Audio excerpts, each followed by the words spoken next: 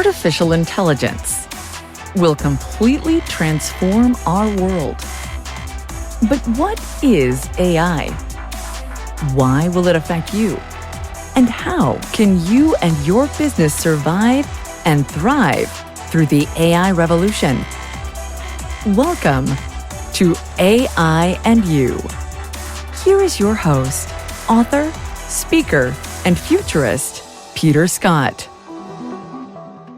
Hello, and we are up to episode 281. We're continuing to focus on AI in education here because it's just so pivotal to the future of humanity. And today, we will find out just what it's like in classrooms today from Gerry White, a teacher, technologist, writer, and lifelong learner who has spent 2 decades at the forefront of education and technology integration. Gerry is the Dean of Academic Technology at ECPI University in Virginia and the founder of MyTutor Plus, an AI-powered tutoring platform designed to personalize education for learners of all ages. From building over 70 apps to creating immersive AR and VR experiences, his work bridges the gap between the humanities and technology. His Substack articles and essays unpack the ethical, emotional, and societal consequences of AI. We're going to talk about how generative AI first showed up in Gerry's classrooms, the importance of preserving students' voices, confronting the cheating and plagiarism problems, optimal ways of engaging students' use of AI, and finding the unique value of humans in the workplace, all in the context of real experiences in real classes. So let's get into the interview. Gerry White, thanks for coming on AI and You. And you're here to talk about something that is so important and near and dear to our hearts here, and especially mine, which is impact of AI on education and teaching students. Tell us how this landed, first of all, in your world, because AI is new to just about everyone over the age of 5. So what were you doing? How did it show up? What was your reaction? What did you do next? Well, I build a lot of different technologies and have for years, whether they be games in classes, just different systems to deliver classes. And it was about 2017, about 2017 that I started to just think about AI with some other colleagues in the school to try to figure out how it worked really more than anything. And language models were really in their infancy. I played with them and they were horrible. So kind of just teetered along, but then COVID happened for all of us and I had a whole lot of time on my hands. So I took a deep dive for over a year just on everything that AI was, its history, where it came from, the different types, where it was, where it was going. So as soon as we came out of COVID, I started to really look at ways that we could use it in the classroom. And one of the things I saw very quickly just by looking at it a short amount of time during that cold freeze we were in during COVID was that this was coming and it was coming fast and there was nothing anyone was going to be able to do to stop it. And that if we didn't take the bull by the horns like we need to do with all technologies in the classroom, it was going to take more than it would give to our students and to our institutions. So that's kind of how I started to get into it. What was the first change in the classroom? What was the first thing that a student would notice? Do you mean on their end of it or actually in the classroom when we were teaching? Both. Well, in the classroom, one of the first things I used it for was it was in an argument class. And what we would do is we would recreate the audiences that the students were targeting with their papers. And you can really dial that up. And with the information available on demographics or psychographics with a specific audience, we could dial that audience in really tightly.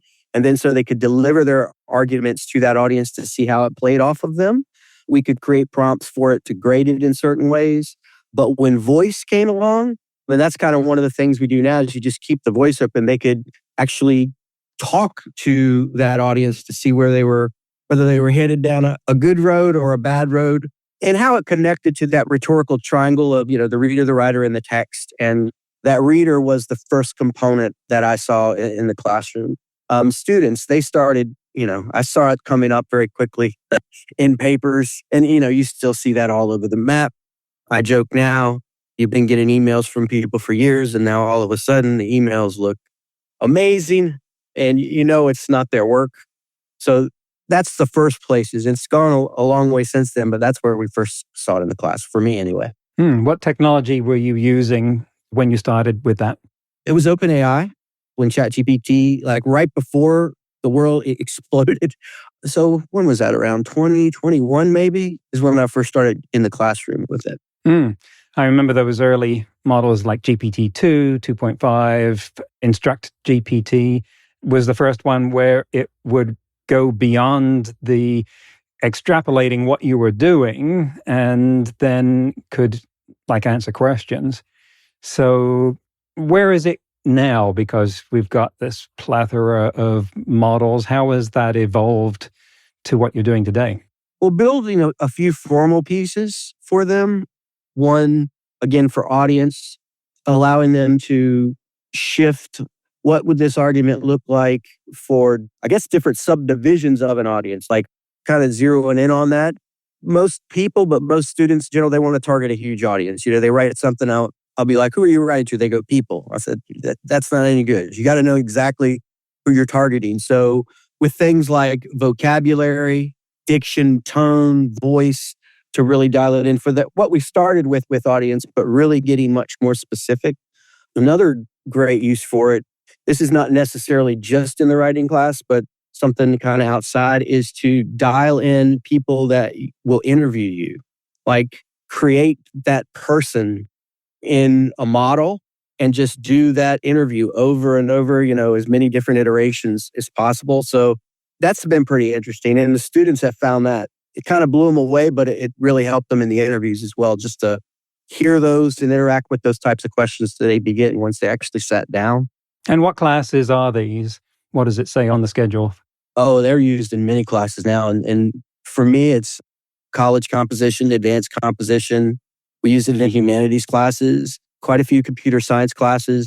As I mentioned, instead of the discussion board type assignments, a lot of them have gone on more to conversational kind of interactions. And what is turned in is either the thread that they have created with that prompt or other specific things that you pull out. They're using it like that across disciplines in engineering. I mean, we even have culinary arts.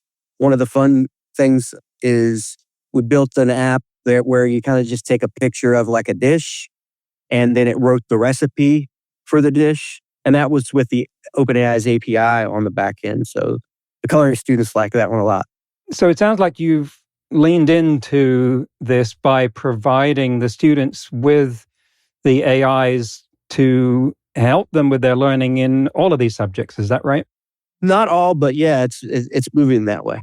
And what are they using on their own outside the classroom? Are they using other AIs as part of their experience? Is that something that you're aware of, condone, encourage, or what? I encourage them to use it because if you don't know how to use it, as we move through time, you're going to be further and further behind. It'd be like never using somebody today that doesn't use a computer or know how to use a phone. Sure. OpenAI is probably the biggest one that I see as far as the spread. With the students I interact with, maybe Gemini might be second in line, but they're using a lot of different ones. They're using Claude, Anthropic. Haven't seen a lot of really narrow things that they're doing with it. They're using more of the general models, the generative things like ChatGPT. I do condone it, and I do. One of the things students and parents come up to me all the time, like, hey, are these jobs going to be here in 10 years, 20 years? And I mean, we don't know. So my advice to everyone is like, whatever your discipline is, learn the AI component of that discipline and start working on it today. And at least it'll put you ahead of some portion and maybe maintain that job a little bit further down the line, because we know that day is coming in the not too distant future where it already is here. A lot of jobs are already gone or shrunk. Like what might have taken 10 people 2 years ago is now taking 1 or 2 people to do.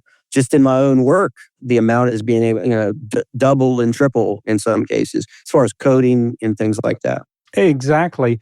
Well, let's approach the question of academic integrity here, because I talk to teachers about AI and liken it to saying, imagine that provided your students with expert tutors in every subject that you teach are available around the clock, that never get tired, never judge the student, always there and will speak to them in their own language, all of this. No teacher in the world will turn that down. That's fantastic.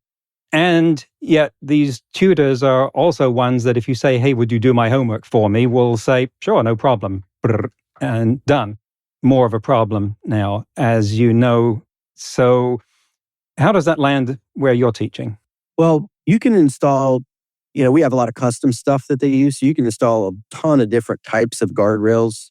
There are things or lists you can put in. So this is a really simple way to put it. But if they say, hey, do this for me or generate this, that it'll lead them and help them come up with things themselves. But nobody is going to be able to build guardrails around everything. They're going to figure out a way around that very quickly, or they're going to use some outside AI. So starting from the beginning with the students, I always do on the first day to tell them, okay, now this is the way to use it so that, again, it helps you. It doesn't become a crutch. And not only a crutch, it doesn't make you an invalid as far as thinking goes. And for writing in particular, the key is to start with you. If you don't start by writing, whatever it is, free write for 90 seconds on whatever you think, then you can start querying the model about what you wrote. That's still you. But if you start by asking for ideas or asking what would be, that's not you. And there's no way it's going to be you.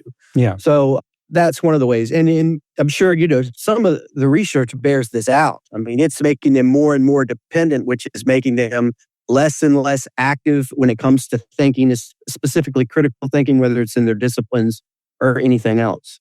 So that's key, is to get them to start with their own idea.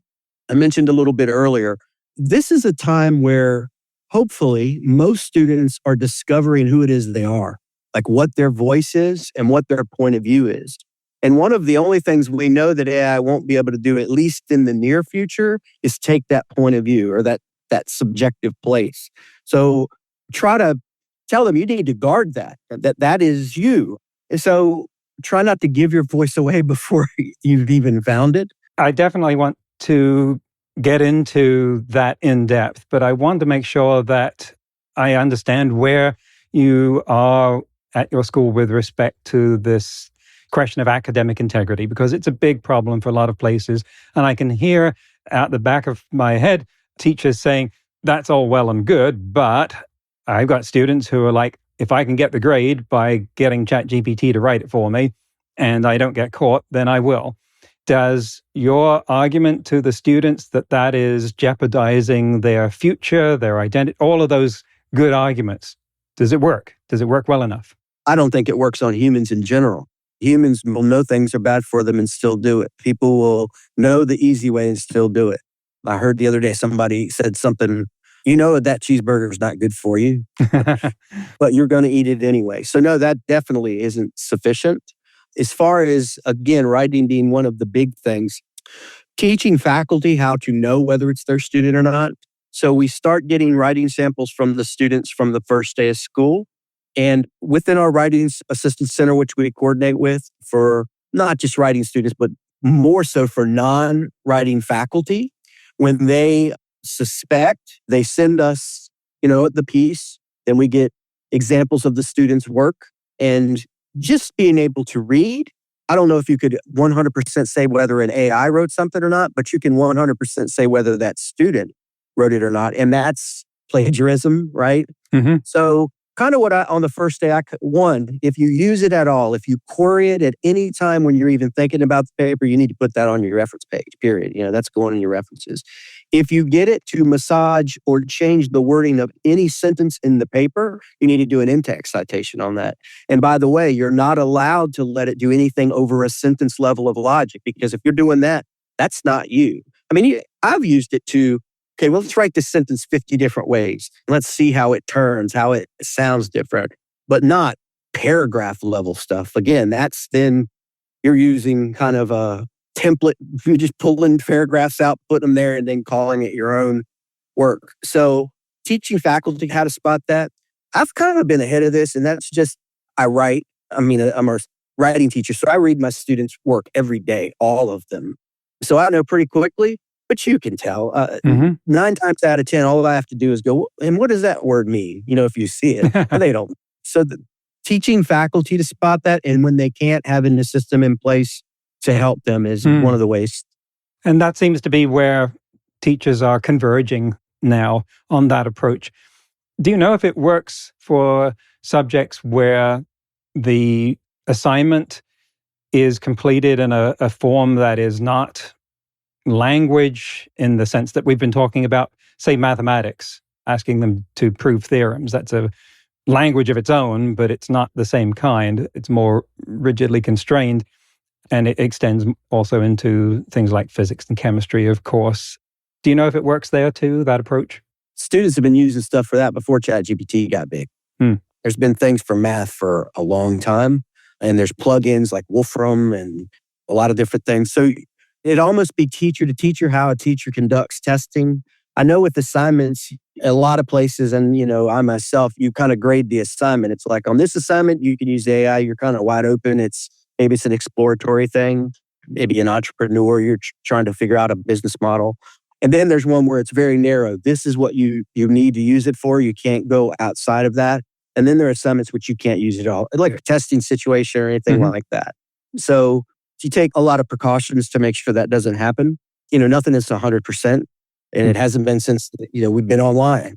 So again, I think that's a teacher by teacher basis on how well that is. You can put systems in place, but students are very smart. They've always figured out ways around that. I mean, and you've got cyber students, right? And you've got computer science students, and so you really need to, again, be proactive, know your students.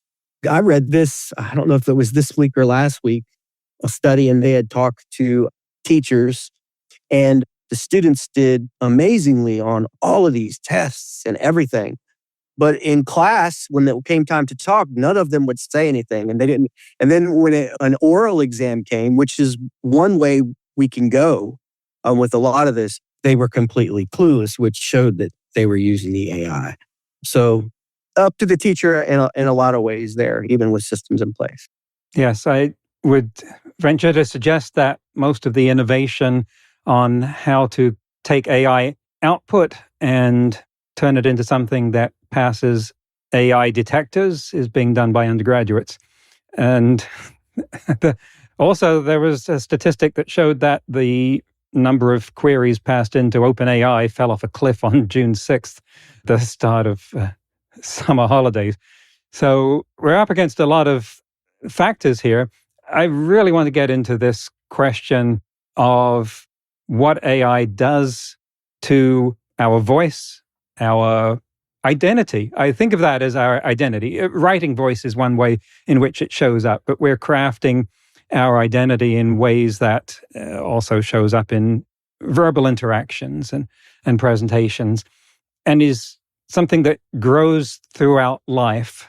But I'm aware through my own experimentation and use of AI that there have been times when I have used it for something that I needed to create, and it has been really useful in coming up with things that I didn't already have. It got me unstuck. It fed me a whole lot of things. And then gradually I became aware that something was missing, that it had gone too far, and that I had to scrabble to claim that back, because otherwise I didn't own this thing. It wasn't, this is really hard to language, but because I hadn't created it, too much of it was outside of my head and on the screen. I had to get that back into my head. And that was, I would say, a somewhat sophisticated realization with a lot of introspection that I think would escape a lot of people, especially undergraduates who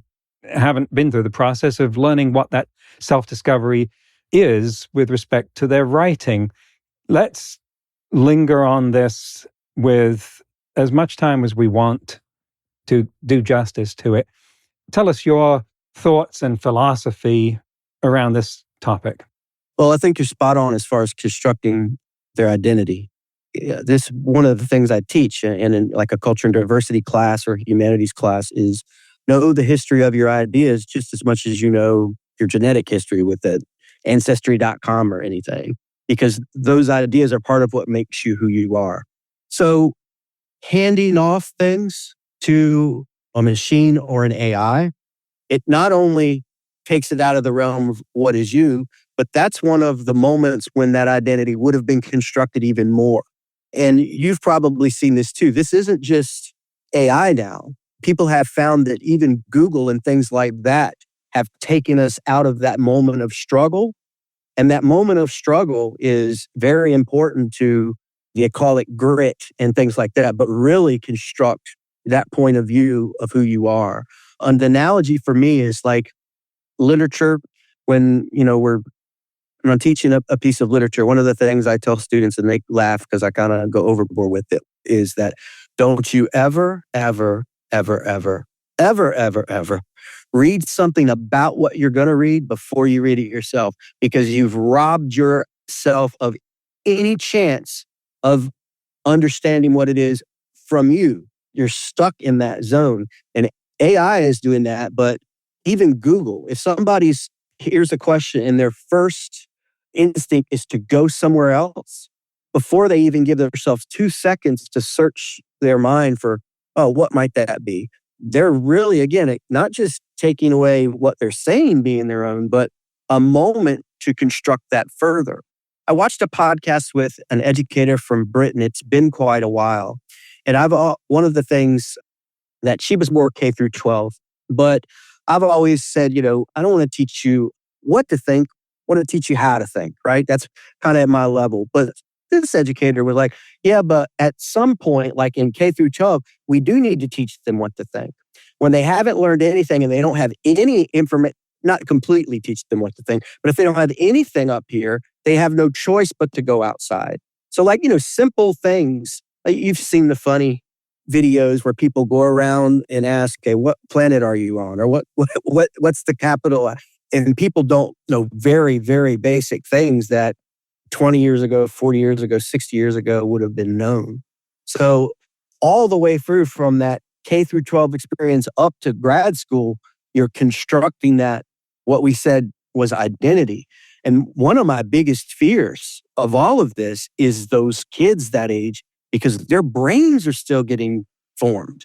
So not just the software part of who they are, but the actual hardware is being built around the way they're interacting with the world. And none of us know what that's going to look like if it goes overboard in that direction. Right. It evokes this dystopian future of people who have grown up parroting large language models' style of speaking and construction and never acquired their own voice, their own personality and way of doing that. I mean, you can see a path that leads to that, right? Yes. And like you said, I saw it myself sometimes. When I was using it, I was like, whoa, I kind of need to throttle back a little bit and bring it back more in my own voice. So it looks to me, I think of this interface with AI, the way that we use it optimally is being like trying to put on a glove. And if you put on a glove that's not got enough fingers, it's not going to do the job for you. If it's got too many fingers, likewise. And yet in this case with AI, it's kind of like our hand has 10,000 fingers on it and the glove has 20,000 fingers on it as well. We're trying to make that work. And at the moment, it's hopelessly mismatched, but we're kind of seeing the ways that in which it works. And the better we get at matching that, putting the right finger in the right hole, the better it will work. Which is a long-winded way of saying I don't think that there is no role for this. I think the answer of ban it isn't going to work, and that AI can be immensely valuable. But right next to those modes of using it for value are the ones we're talking about where it does this damage. How do you get students to use it valuably without falling into one of the adjacent potholes of damaging their learning? I try to model it for them as much as I can and say, look, okay, like we'll start a paper. Like let's say we were going to write a paper about using AI in school or whatever it is. And I'll be up in class and I'll free write something really quick. And then we'll be like, what logic was used in this? What are the different ideas that emerge from this? And then we look at that and like, okay, now what's here? Are these each separate things? Could they go together? Do they work together? And then, we'll go down one route and then we'll come back and go down another route and really model how I would use it. And, it'd be particular to the class that someone was teaching, but You have to show them how to do it. And you almost have to, like if they're learning how to swing a bat, you have to put their hands on the bat and tell them where to put their weight. Because again, I'm an advocate for it because this is a hugely valuable tool. I think we all know that it makes you better. It can improve critical thinking and all that when used in that way with that goal, but it could also go the other way. Part of what we do in all teaching is there's a double-edged sword to everything. And figuring out what that is, that's the hard part. Again, back to that cheeseburger analogy. Quick and easy if it's good enough. So, it's good enough. We need to help students not settle for good enough. If you've picked the discipline that you love, and I'm always telling them, in a freshman writing class, what are the stakes of the paper you're writing? It's a paper, it's one grade, one class, one degree. But one day the stakes might be huge. You might be writing something about your discipline that's going to change everything. You're going to want to be able to convey that in a way that can allow that to happen. And if you don't have the language, you don't have the voice, you don't have it's not going to happen.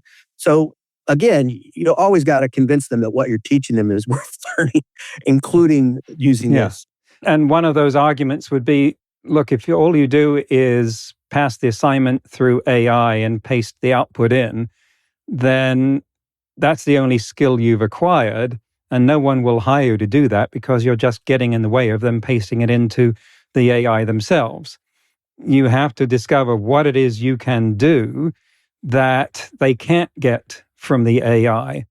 How have you explored that angle? What is it that the students can do that is employable because AI can't do it? Something that's thousands of years old. Knowing the right question to ask. That, I think, is the key to, has always been the key, but definitely now with AI, because if you don't know what question to ask, you put bad stuff in, you're going to get bad stuff out. So really working on that. Like, what is it that you're trying to do? I've always been purpose-driven with anything that we're building, whether it's a program, whether it's a paper. So really keeping that in your front, does this serve what that purpose is? If it doesn't, why am I doing it? But just old philosophical Socratic dialogue, which can be great with AI too, having a dialogue. But one of the things when I kind of model, a way I like to use it is I'll have the voice mode on while I'm writing, is question what it says. It's like, okay, well, what does that mean? Well, where does that information come from? Why is that source credible? And you track down its source. A lot of times they make sources up. So you need to make sure that it's a good source.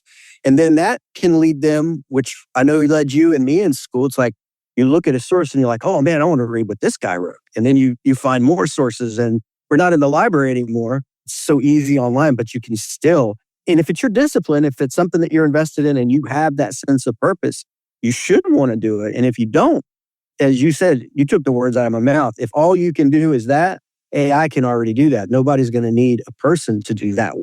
Just get in the way of the prompt. I love your answer there, that it's about getting them to come up with the questions. I like to put this dividing line in between humans and AI and say, AI is here to give us answers. It's very good at that. So that means our role is coming up with the questions. So make them good ones.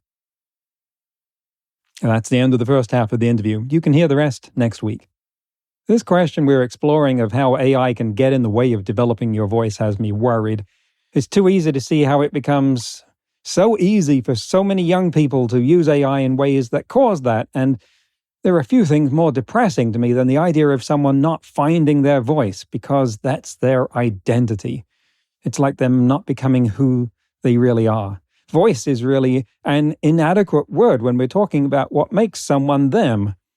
And of course, AI can be used in other ways that help people develop their voice. But this doesn't seem like a self-correcting problem. Like what would happen if, say, airline travel were to become much more dangerous, people would stop flying and then the industry would fix the problem because their survival was at stake. But I don't see the same feedback mechanism at work for being able to stop students not developing their voices. So we really have to get this right before the norms are shifted and everyone accepts them. That's how Wall-E got started. In today's news ripped from the headlines about AI, researchers at Stanford University have used AI to design viruses that can kill bacteria.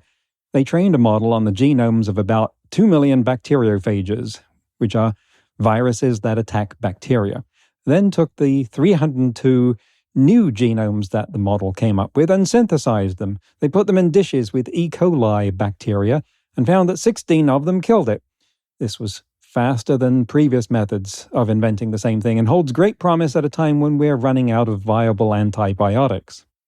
Next week, I'll conclude the interview with Gerry White, when we'll talk about how cultural bias in Gen AI affects the classroom, what school leadership should be doing, AI in group work, assessment, how AI might accelerate learning and augment the human experience, interaction with parents, and kids' social uses of AI. That's next week on AI and You. Until then, remember, no matter how much computers learn how to do, it's how we come together as humans that matters. That's all for this episode of AI and You. Please leave a rating and comment and share with your friends. Get the book Artificial Intelligence and You and see more videos and articles at aiandyou.net. That's aiandyou.net, where you can also send us your questions. Thank you for listening.